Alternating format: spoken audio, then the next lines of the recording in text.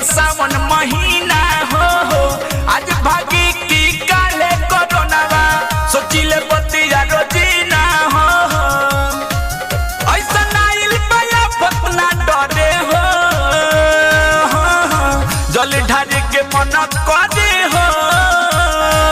कैसे आई बाबा देव घरे हो जल ढारे के मन करे हो कैसे आई बाबा देव घरे हो जल ढारे के मन करे हो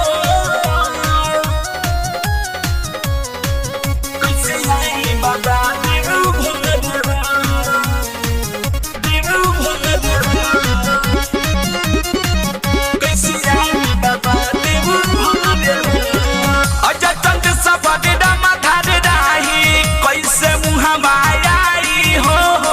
माया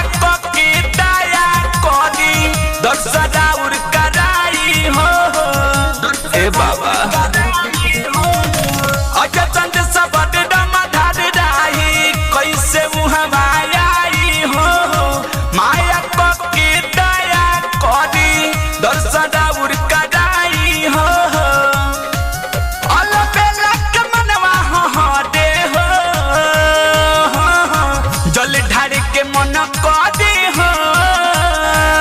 कैसे आई बाबा देव घरे हो जल ढारे के मन करे हो